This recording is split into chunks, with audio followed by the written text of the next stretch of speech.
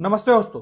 अगर जिंदगी में सुकून चाहते हो तो फोकस अपने काम पे करो, लोगों की बातों पे नहीं। क्योंकि आजकल जितना ज्ञान चाहिए नहीं उससे ज्यादा बाहरी लोग ज्ञान देते हैं। अगर आप यूपीएससी का भी प्रिपरेशन कर रहे हैं तो जितने भी लोग लंबे समय से तैयारी कर रहे हैं, 5 वर्षों से, 7 वर्षों से या 10 वर्षों से, वे आपको इतना ज्यादा ज्ञान देंगे, खास के फ्रेशर्स को जिनको कुछ ज्यादा पता नहीं होता यूपीएससी के प्रिपरेशन के लिए। जिन्हें ज्यादा पता होता है उनके सामने मुंह नहीं लगाते हैं। तो इसलिए ये जो कोट है, मेनली अपने काम पे ध्यान रखें, टारगेट पे फोकस रखें, ठीक है, जिससे कि लोगों की बात सुननी ना पड़े और आप अपने टारगेट से डेविएट ना हो, ठीक है। तो आइए शुरू करते हैं आज का डिस्कशन। आज का डेट है 23 दिसंबर 2023 और अभी हम डिस्कस करेंगे द हिंदू के कुछ इंपॉर्टेंट आर्टिकल्स हिंदी में। तो सबसे पहले हम लोग एक ओपिनियन आज डिस्कस करेंगे, ठीक है, जिसमें मेनली जो हो रहा है, वेडिंग में जितने भी शादियां हो रही है उसमें गन्स की परंपराएं बन रही है, मेनली जो शो ऑफ किए जा रहे हैं लोगों के द्वारा। जैसे बिहार हो गया, यूपी हो गया, पंजाब हो गया, हरियाणा हो गया, ठीक है। तो ये सारे राज्य जो है मुख्यतः ये परंपरा से अभी खास ग्रसित हो रहे हैं कि लोग शो ऑफ के चक्कर में जितने भी शादियां हो रहे हैं, बहुत से शादियों में लोग गन चलाने लगते हैं बस अपने स्टेटस को दिखाने के लिए। अभी हाल ही का मामला है, एक बच्चा था 13 वर्ष का, उसको अचानक से गोली लग गई और उसकी मौत हो गई, ठीक है। तो उसके पिताजी जो थे वो फार्मर थे, मात्र उनके पास 2 कट्ठा का जमीन था। 2 कट्ठा का मतलब होता है 6.26 डेसिमल, ठीक है। तो उन्होंने लोन लेकर एक घर बनाया था और उस घर में एक उसके बच्चे का कमरा था। तो उसी की माँ का जो इमोशनल स्टेटमेंट था कि अब ये जो कमरा है इसमें कौन रहेगा। तो ये सारी चीजें देखनी चाहिए। कोई भी शो कभी काम नहीं आती है। शादी के एक दिन के बाद दूल्हा दुल्हन और उसके परिवार के अलावा वो दिन का कोई इंपॉर्टेंस नहीं होता है किसी दूसरे के लिए। तो इसी के लिए अपने स्टेटस को चमकाने के लिए, अपने शो ऑफ को चक्कर में किसी का जान ना जाए, इस पे ध्यान रखने की आवश्यकता है। इसके लिए सरकार को भी कड़े नियम बनाने की आवश्यकता है, क्योंकि इससे भय नहीं पैदा हो रहा है। लगातार जो है अपने प्रभुत्व को दिखाने के लिए समाज में इस तरह के घृणित कृत्य कर रहे हैं, जिससे कि जैसे अभी हाल ही में कहा गया है कि 99 ऐसे केसेज आए हैं मात्र 2023 में, ठीक है, जिसमें से लगभग 36 जो हुए हैं वो इंजर्ड हो गए हैं बुरी तरह से और लगभग 9 लोगों की मौत हो गई है। तो ये जो कुछ समस्याएं हैं, इसे हमें देखने की आवश्यकता है और इसे सामाजिक स्तर पर सुधारने की, जागरूक करने की आवश्यकता है, ठीक है। इसमें कहा जाता है कि शब्दों के लिए पुरस्कार, जो साहित्य अकादमी पुरस्कार दिया गया है उसी के संबंधित ये आर्टिकल है कि भारतीय साहित्य को बढ़ावा देने के लिए साहित्य अकादमी को और अधिक प्रयास करना चाहिए, ठीक है।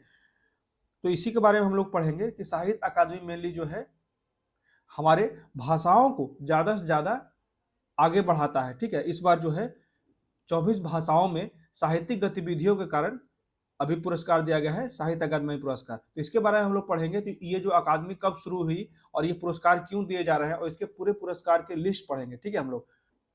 तो उसके बाद जो अगला आर्टिकल है, डिजिटल अधिनायकवादी, मतलब कि डिजिटल ऑथोरिटेरियन स्टेट, ठीक है, राज्य के लिए दूर संचार कानून का उन्नयन, मतलब कि अपग्रेड करने की बात की जा रही है। तो क्या क्या अपग्रेड हुए हैं उसके बारे में हम लोग पढ़ेंगे। जैसे कि हो गया विनियमों का एकीकरण, सिंगल विंडो बनाने की प्रयास की जा रही है। उसके बाद लाइसेंसिंग जो है उसमें भी नवीनतम तकनीक को जोड़ा गया है, अपग्रेड किया गया है लाइसेंसिंग के परंपरा को, सिस्टम को, ठीक है।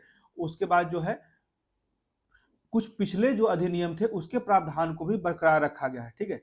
तो ये भी ध्यान रखिएगा। उसके बाद राइट ऑफ वे कानून बनाया गया। तो राइट ऑफ वे कानून क्या होता है ये पूछा जा सकता है। उसके बाद ग्राहकों के लिए बायोमेट्रिक प्रमाणीकरण, उसको भी बढ़ावा देने की बात की गई है, ठीक है, डिजिटल ऑथोरिटेरियन स्टेट बनाने के लिए, जिससे कि कुछ टेलीकॉम लॉ का अपग्रेडेशन किया गया है। 3 जो पुराने लॉ थे उसको चेंज किया गया है, इसी के बारे में यहाँ पे कहा जा रहा है, ठीक है।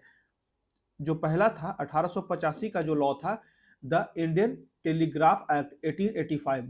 दूसरा जो था 1933 का था, द इंडियन वायरलेस टेलीग्राफी। और तीसरा जो था 1950 का था, the telegraph wire unlawful possession act 1950। ये तीनों को हटाया गया है और उसके जगह पे टेलीकॉम लॉगो लाया गया है, ठीक है। तो इसके बारे में क्या क्या नई नई चीजें लाई गई है, हर एक चीज को विस्तार से पढ़ेंगे मेंस के फॉर्मेट में। ये बहुत ही महत्वपूर्ण आर्टिकल है। उसका जो अगला आर्टिकल है इसमें मिली जो हम लोग पढ़ेंगे डिवाइन स्कीम। डिवाइन स्कीम जो है वो नॉर्थ ईस्ट के स्टेट्स को उसके इंफ्रास्ट्रक्चर को डेवलप करने के लिए ये स्कीम है और ये 100% फुली सेंट्रली सेक्टर्ड स्कीम है। तो ये ध्यान रखिएगा, ठीक है।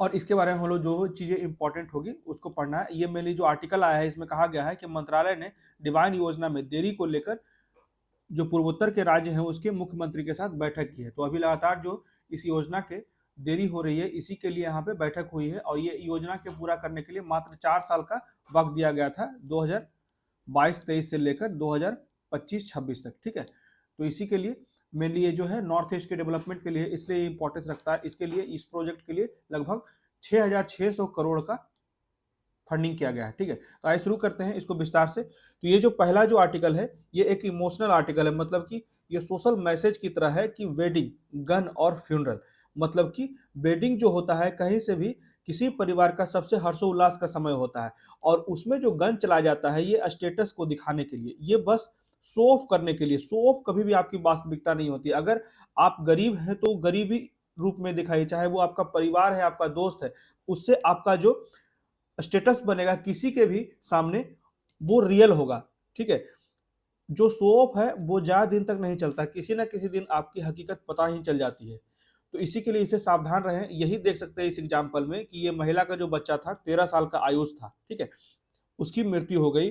वो बस 13 साल का था और वो बस जहां पे शादी हो रही थी उसके स्टेज पे नाच रहा था और कुछ तथाकथित लोग जो थे बंदूकधारी, जो अपने आप को समाज के सबसे बड़े व्यक्तियों में समझते हैं, वे बंदूक का उपयोग कर रहे थे और फायरिंग कर रहे थे। उसी की एक गोली जो है बच्चे के पेट में लग गई और उसकी 2 घंटे बाद मृत्यु हो गई। और इसका एक और कारण था कि इस गांव से 20 किलोमीटर दूर, ठीक है, जो हॉस्पिटल्स थे। तो यहाँ पे यही बातें कही जा रही है कि जो इस तरह का शो ऑफ किया जाता है उस धन को अगर उसी गांव के, चाहे वो बच्ची की, किसी की गरीब बच्ची है उसकी शादी में पैसे दे दें या फिर किसी के शिक्षा के लिए पैसे दे दें या फिर एक ग्रुप बनाकर एकजुट होकर वहां के विद्यालय की समस्या को दूर कर सकते हैं, हॉस्पिटल की समस्या को दूर किया जा सकता है, जो छोटे छोटे समस्याएं हैं, सड़कों की समस्या है, ठीक है, गलियों की समस्या है, नालियों की समस्याएं हैं, तो ये सारी चीजें ध्यान नहीं देंगे। बस शो ऑफ के चक्कर में इस तरह के कार्य किए जाते हैं और किसी एक परिवार का, जो एक ही बच्चा था इनके परिवार का,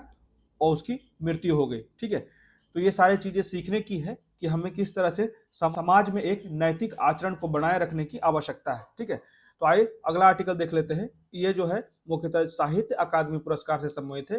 टू प्रमोट इंडियन लिटरेचर, मतलब कि जो भारतीय भाषा है, भारतीय साहित्य है, उसको प्रमोट करने के लिए साहित्य अकादमी बहुत ही महत्वपूर्ण प्लेटफॉर्म है जो विभिन्न भाषाओं में, लगभग 24 भाषाओं में पुरस्कृत किया गया है। तो देख लेते हैं, पहले जो भारतीय साहित्य है उसके बैकग्राउंड को देख लेते हैं। साहित्य अकादमी की जो स्थापना हुई थी वो 1954 में हुई थी और ये केंद्रीय संस्कृति मंत्रालय के तहत स्वायत्त निकाय के रूप में की गई और यह भारतीय भाषाओं में साहित्य को बढ़ावा देने के लिए समर्पित है। ठीक है, तो यह ध्यान रखिएगा, भारतीय भाषाओं के साहित्य को बढ़ावा देने के लिए समर्पित की गई है। यह देश में साहित्यिक संवाद, प्रकाशन और प्रचार प्रसार की केंद्रीय संस्था है और 24 भारतीय भाषाओं में साहित्यिक गतिविधियां चलाने की एकमात्र संस्था है। इसे 1956 में सोसाइटी पंजीकरण अधिनियम 1860 के तहत एक सोसाइटी के रूप में पंजीकृत किया गया था। क्लियर हो गया? अब देख लेते हैं इसके कार्य क्या क्या है साहित्य अकादमी के। तो भारतीय पात्रों के विकास हेतु सक्रिय रूप से यह कार्य करता है। ठीक है, सभी भारतीय भाषाओं में साहित्यिक गतिविधियों को बढ़ावा देने और समन्वय के लिए उच्च साहित्यिक मानक स्थापित करता है साहित्य अकादमी। उसके बाद साहित्यिक गतिविधियों के माध्यम से देश की जो सांस्कृतिक एकता को बढ़ावा देता है। ठीक है, जिससे कि सभी जो देश के विभिन्न भाषाओं की संस्कृतियां हैं वो एकजुट हो सके। और पुरस्कार जो दिया जाने लगा है, यह पहला पुरस्कार जो है वो 1955 में दिया गया था। यह पुरस्कार एक ताबूत के रूप में होता है जिसमें एक उत्कीर्ण तांबे की पट्टिका और एक शॉल और 1 लाख रुपए दी जाती थी। ध्यान रखिएगा, यह भी कभी कभी जो छोटे स्तर के एग्जाम होते हैं, स्टेट पीसीएस में मोस्टली नहीं पूछता इस तरह का सवाल। ठीक है, लेकिन ये फिर भी ध्यान रखिएगा। उसके बाद साहित्यिक कृतियां क्या क्या होती है, तो अकादमी अपनी मान्यता प्राप्त भाषाओं में से साहित्यिक कृतियों के लिए प्रति वर्ष 24 पुरस्कार देते हैं। ठीक है, और साहित्यिक अनुवाद क्या होता है, तो भारत की भाषाओं में साहित्यिक अनुवाद के लिए प्रति वर्ष 24 पुरस्कार दिए जाते हैं, भाषा के सम्मान के लिए दिए जाते हैं। तो यह अकादमी द्वारा औपचारिक रूप से मान्यता प्राप्त नहीं की गई भाषाओं में महत्वपूर्ण योगदान देता है और शास्त्रीय और मध्यकालीन साहित्य में योगदान के लिए विशेष पुरस्कार भी देता है। मान्यता प्राप्त भाषा, भारत के संविधान में सूचीबद्ध जो है 8वीं शेड्यूल 8, 8वीं अनुसूची में जो 22 भाषाओं दिए गए हैं, उसके अलावा अकादमी ने अंग्रेजी और राजस्थानी को उन भाषाओं के रूप में मान्यता दी है जिसमें उसका कार्यक्रम लागू किया जा सकता है। तो साहित्यिक अकादमी ने हाल ही में 24 भाषाओं में अपने वार्षिक साहित्यिक अकादमी पुरस्कार को 2023 को घोषणा की गई है। इसके लिस्ट को हम लोग देख लेते हैं। जैसे कि आसामी भाषा में दिया गया है, एक लघु कथा है डॉक्टर प्रणब ज्योति देका श्रेष्ठ गल्पा, ठीक है, तो ये ध्यान रखिएगा किसे दिया गया है, प्रणब ज्योति देका को। बंगाली में दिया गया है जबरी परी, ये जो है शीर्षक है, ठीक है, उपन्यास है स्वप्नमय चक्रवर्ती, ठीक है, इन्हें दिया गया है। तो ये ध्यान रखिएगा, यही सारे जो है अलग अलग भाषाओं को दिया गया है अलग अलग। जैसे कि संजीव हो गया, ये एक महत्वपूर्ण दिख रहा है, हिंदी भाषा के लिए दिया गया है। इनका जो नॉवेल है मुझे पहचानो, ठीक है। एक अंग्रेजी का भी देख लेते हैं जिसमें राग जानकी में प्रार्थना उपन्यास है, उसी के लिए दिया गया है नीलम शरण गौड़ को। तो अंग्रेजी हिंदी ध्यान रखिएगा। उसके बाद संस्कृत में देख लेते हैं, सुनेम मेघनम कविता है, उसके लिए अरुण रंजन मिश्रा को दिया गया है, ठीक है। तो कुछ इंपॉर्टेंट है, एक बार लिस्ट से गो थ्रू हो जाएगा, ठीक है। अब बढ़ते हैं अगले आर्टिकल की तरफ। इसमें जो है टेलीकॉम लॉ को अपग्रेड किया गया है for a digital authoritarian state बनाने के लिए, ठीक है। इसके लिए जो पिछले 3 कानून थे कम्युनिकेशन से संबंधित, उसको विस्थापित किया गया है, ठीक है। तो इसको हम लोग विस्तार से पढ़ लेते हैं। जैसे कि ये 3 कानून थे, द इंडियन टेलीग्राफ एक्ट 1885 और the Indian wireless telegraphy act 1933 और the telegraph wire unlawful position act 1950। ये तीनों को विस्थापित किया गया है, ठीक है। उदाहरण के लिए 5G तकनीकों का अनुप्रयोग होने लगा है, तो AI का भी ज़्यादा से ज़्यादा उपयोग होने लगा है। इसी के लिए इससे संबंधित नए नए मानदंड के अनुसार कानून बनाने की आवश्यकता थी। इसी के लिए दूरसंचार विधेयक 2023 लाया गया और पुराने कानून में सुधार किया गया। भारत दूरसंचार और इंटरनेट कंपनियों के लिए एक बड़ा बाजार है। हालांकि भारत में दूरसंचार क्षेत्र जो है वो मुख्य रूप से 3 कानूनों द्वारा शासित था। पहले से जो 3 कानून की बात किए थे, जिसमें से 2 थे औपनिवेशिक काल में और तीसरा जो था 1950 में आया था, ठीक है। दूरसंचार विधेयक 2023 एक कानूनी और नियामक ढांचा बनाता है जो समावेशी डिजिटल विकास को बढ़ावा देता है और उसके अनुसार दूरसंचार नेटवर्क की सुरक्षा को प्राथमिकता भी देता है, ठीक है।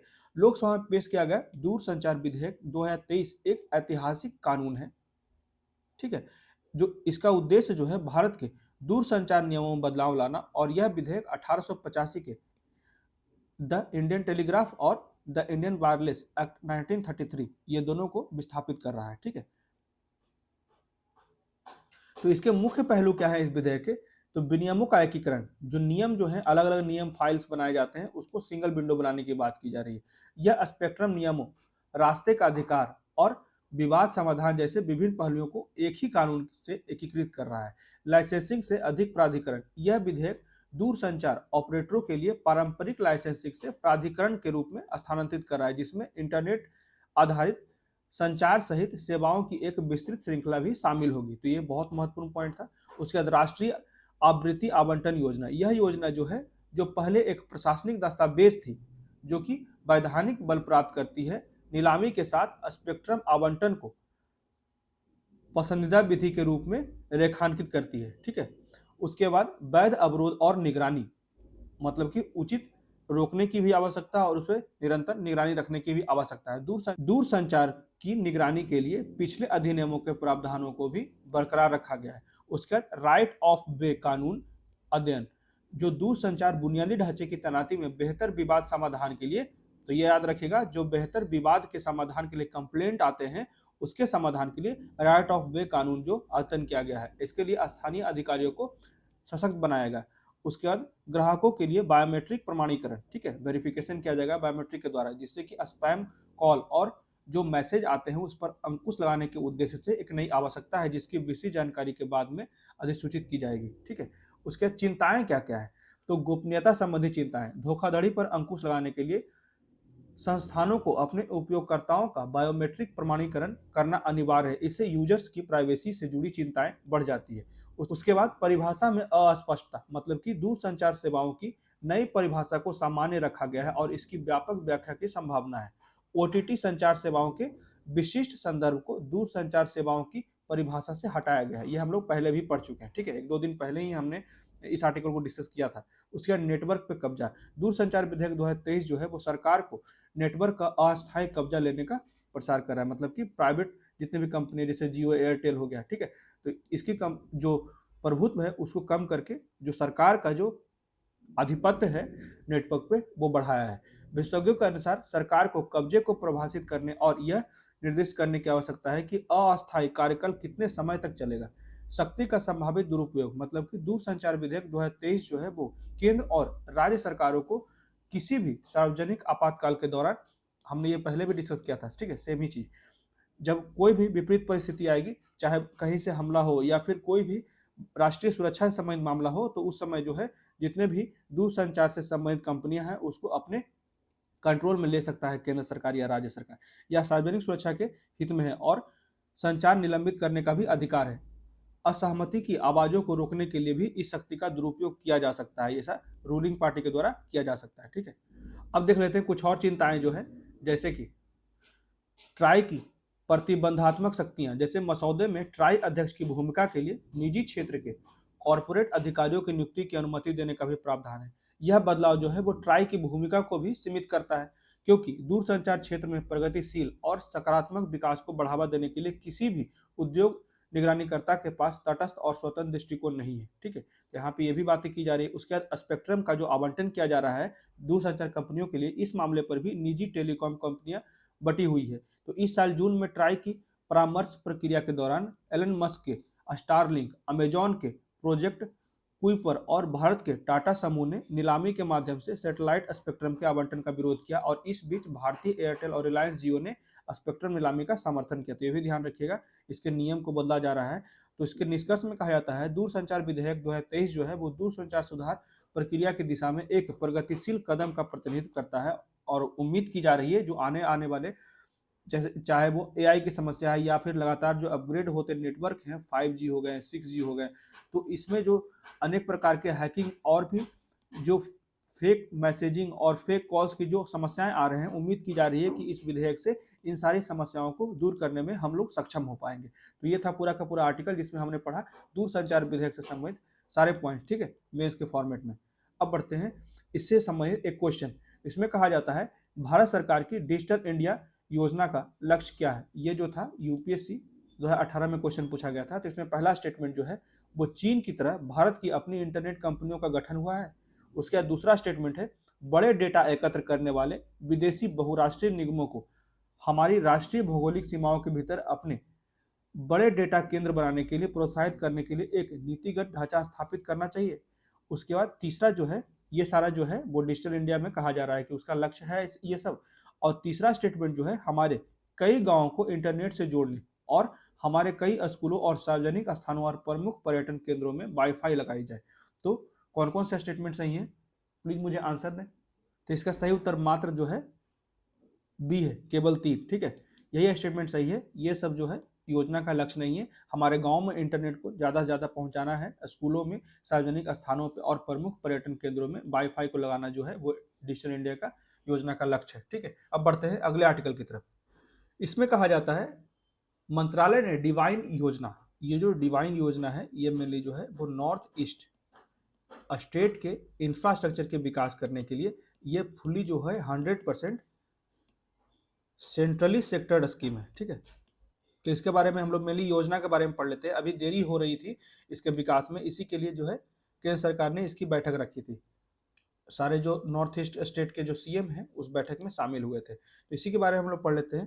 पीएम डिवाइन योजना है क्या, तो उत्तर पूर्वी क्षेत्र के लिए प्रधानमंत्री विकास पहल, ठीक है, मतलब कि प्रधानमंत्री डिवाइन का जो फुल फॉर्म है prime ministers development initiative for north east region, तो ये याद रखिएगा। तो इसी में आगे कहा जाता है कि उत्तर पूर्वी क्षेत्र के लिए प्रधानमंत्री विकास पहल मतलब कि पीएम डिवाइन योजना को केंद्रीय बजट 2022-23 में 7 परियोजनाओं की प्रारंभिक सूची और रुपये के प्रारंभिक आवंटन के साथ 100% केंद्रीय वित्त पोषण, ये याद रखिएगा 100% सेंट्रली वित्त पोषित है, ठीक है, केंद्रीय वित्त पोषित है, और इसके साथ एक नई केंद्रीय क्षेत्र योजना के रूप में घोषित किया गया है। और 1500 करोड़ रुपए जो है वो 12 अक्टूबर 2022 को प्रधानमंत्री डिवाइन योजना को कैबिनेट की मंजूरी दी गई, और इस योजना का परिव्यय जो है वो 2022 से 23 से लेकर 2025-26 तक 4 सालों की अवधि में पूरा करने की बात की गई, और टोटल कॉस्ट जो है वो 6600 करोड़ की रखी गई है, ठीक है। इसके आगे जो उद्देश्य क्या क्या है, तो पीएम गति शक्ति की भावना के अनुरूप बुनियादी ढांचे को वित्तपोषित करना है। नॉर्थ ईस्ट में जो है मेनली जो है यहाँ का इंफ्रास्ट्रक्चर उसको डेवलप करना है, रेलवे को बढ़ाना है, ठीक है, स्कूल्स, कॉलेज, हॉस्पिटल्स, इसको इम्प्रूव करना है। उसके बाद जितने भी रोड्स हैं उसको इम्प्रूव करना है, जितने भी कम्युनिकेशन के लिए आवश्यक है उसको इम्प्रूव करने की आवश्यकता है नॉर्थ ईस्ट में, ठीक है। उसके बाद दूसरा जो है एनआईआर की महसूस की गई जरूरतों के आधार पर सामाजिक विकास परियोजनाओं का भी समर्थन किया गया है। उसके बाद एनईआर मतलब कि नॉर्थ ईस्ट रीजन की महसूस की गई जरूरतों के आधार पर सामाजिक विकास परियोजनाओं का भी समर्थन करने की बात की गई है पीएम डिवाइन योजना के तहत। उसके बाद युवाओं और महिलाओं के लिए आजीविका गतिविधियों को सक्षम बनाने के लिए इसमें स्किल इंडिया भी शामिल हो सकता है। उसके बाद विभिन्न क्षेत्रों में विकास संबंधी अंतरालों को भरने की आवश्यकता है, ठीक है, जैसे सप्रेस्ड कास्ट हो गए, एससी हो गए, एसटी हो गए, ओबीसी हो गए, तो इनके जो पिछड़ापन है उनको दूर करने के लिए अनेक प्रकार के प्रोत्साहन वाले कार्यक्रम चलाए जा सकते हैं। स्किल इंडिया हो गया, या फिर शिक्षा में आरक्षण की बात की जा रही है, ठीक है, या मुफ्त में पढ़ाने की बात की जा रही है, जैसे कि ठीक है, जिससे कि वो समाज के मुख्य धारा में जुड़ सके। और योजनाओं के उद्देश्य को ध्यान में रखते हुए बजट 2022-23 में घोषित 7 परियोजनाओं सहित 1503.44 करोड़ रुपए की 11 परियोजनाओं को वित्त वर्ष 2022-23 में मंजूर करने के लिए चुन लिया गया और 121.10 करोड़ रुपए की राशि जो है वो वितरित भी कर दी गई। और वित्तीय वर्ष 2022-23 के दौरान स्वीकृत परियोजनाओं की राज्यवार और परियोजनावार सूची भी शामिल कर दी गई। तो पीएम डिवाइन योजना जो है उसकी परियोजनाओं के लिए परिभाषित समय सीमा मंजूरी है 2023-24 और पूरा करने के लिए 2025-26 को समय रखा गया है, ठीक है, ये ध्यान रखिएगा 25-26 तक पूरा करने की बात की गई। इस तरह का सवाल कभी कभी यूपीपीएससी में पूछ दिया जाता है।